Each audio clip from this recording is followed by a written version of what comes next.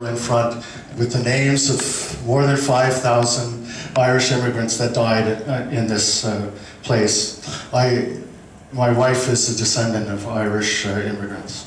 So I feel that's not my history, but it's hers. At the end of the island, there's one of the largest Celtic crosses in the world, and there's this message in 3 languages on the base. It says, "Sacred to the memory of thousands of Irish immigrants who, to preserve the faith, suffered hunger and exile in 1847 and 1848, and stricken with fever, ended here their sorrowful pilgrimage." But on the 4th side is a message in Gaelic that the English could not read, and it says something different. It says, "Children of the Gael died in their thousands on this island, having fled from the laws of foreign tyrants and an artificial famine in the years 1847, 1848. God's loyal blessing upon them. Let this monument be a token to their name and honor of the Gaels of America. God save Ireland."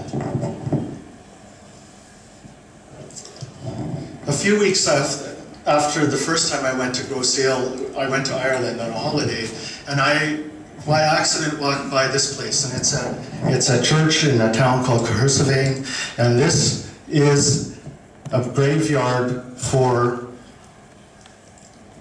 famine victims that couldn't get on the ships. It's very sobering, and we didn't manage to see this at the time. This is in Dublin. This is the memorial to the famine in Dublin, and this has become a little bit of a hobby of mine, I suppose, looking for these monuments around the world. So there's one here in Boston, and another in Toronto, close to where I live. Very sobering. So this is in the church on Grosse Hill, and it's sobering still to realize that this disease is still with us. It's still a serious disease in most places in the world that grow potatoes, but also tomatoes, and it's still a quarantine organism. It still causes lots of problems. Why should you care about that in Asia? This is a cold weather fungus. You don't have cold weather here, at least not that I've seen. This is why. This fungus kills chili peppers. So you better hope that it doesn't show up here, because now I understand in India, I've learned in the last day that the spicy part of Indian cuisine is actually from the black pepper. So you're not from the chili pepper. So maybe you're safe from this fungus, but be vigilant. The last fungus I want to talk about is Puccinia. We say Puccinia, we should say Puccinia. This fungus was named after not the opera composer Puccini, but the Italian botanist Puccini. So it should be Puccinia, but we all say Puccinia. This is the wheat rust.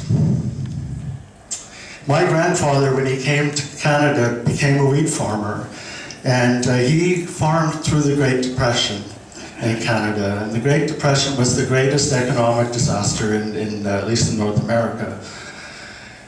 And there were these events, they called it the Dust Bowl. And what was happening was that the plants were dying from wheat rust and other diseases. There were droughts, the soil was eroding, blowing across the land like this.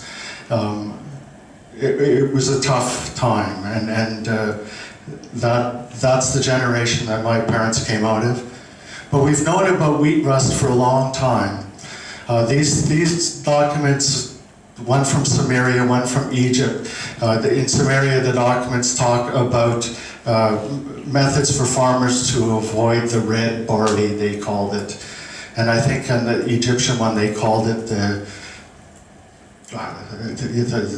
reddening of the wheat, or I can't remember what it was. This is what the fungus looks like, though. You see why it's called rust.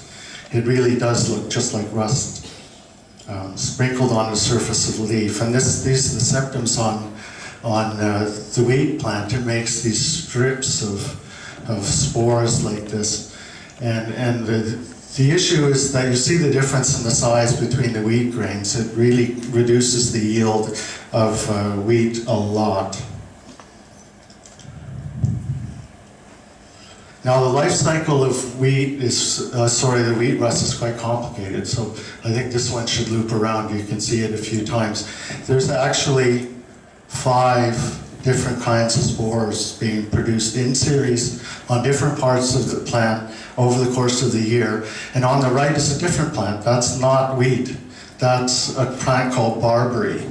And it turns out that this fungus needs both hosts, so it jumps back and forth between the two. And this is how they first solved the wheat problem in North America, was they got rid of barberry. It was an ornamental plant in people's gardens, and they got rid of it, and that cut back the wheat rust to a manageable level again. Now, this photographs of a National Geographic expedition in 1932, so during the Great Depression,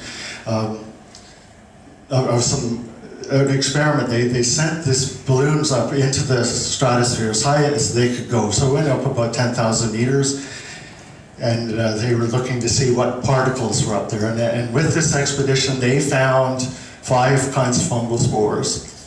Now, they don't quite match my 5. Penicillium and Aspergillus were there, but they mostly found rust spores.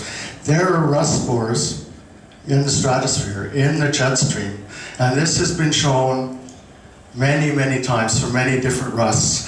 That's why I was looking out the window when I flew here to see if I could see some rust spores. What this means, though, with the life cycle, we can eliminate barberry in Canada and the United States, but it grows wild in Mexico, and it sends spores up into the jet stream, and they go with the jet stream, and they come up and they come down with the rain in the spring in Canada. So the rust fungus can't survive our winters, but we get re-inoculated every year from Mexico. Very interesting. The other thing the good news story about wheat rust was this. So there was a discovery that there's a relationship between genes in the rust, they call them, in the wheat, they call them resistance genes, and there's virulence genes in the rust. And they have a one-to-one relationship. So if the wheat has this resistance gene and this rust with this virulence gene comes, that rust cannot get in. So the wheat breeding has evolved to such an extent that they have resistance genes for many, many strains, races of rust. This is like the resistance that bacteria have to penicillin, right? In that case, the resistance is bad. In this case, resistance is good because it protects the wheat. And the man that discovered this also won the Nobel Prize. He's not as well known as Alexander Fleming, but he should be. His name was Norman Borlaug, and he's credited with beginning what's called the Green Revolution, which allowed plant breeders to increase the yields of crops all over the world and feed the many, many people on this hungry planet. Unfortunately, the story of wheat rust has also a dark tale at the end. And that's this fungus called UG99. It's a strain of wheat rust that was discovered in Uganda in 1999. That's why it's called UG99. And it's spreading on the jet stream the same way that I flew here. It's spread through northern Africa, has been found in Pakistan, and the problem with this one is that we don't have genes, resistance genes for it, and it grows at higher altitude.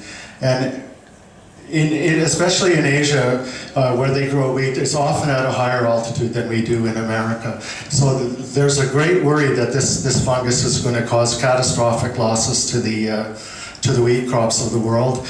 And What's inspiring, though, is that the world is really working together to try to stop this. So let's keep our fingers crossed. Let's all work together, and we'll see what happens. Now, this might remind you of my house, but this is a breeding facility in, I think, Madison, Wisconsin. And so what these guys are doing, they're breeding with UG99 in Wisconsin, and they only do it in the wintertime.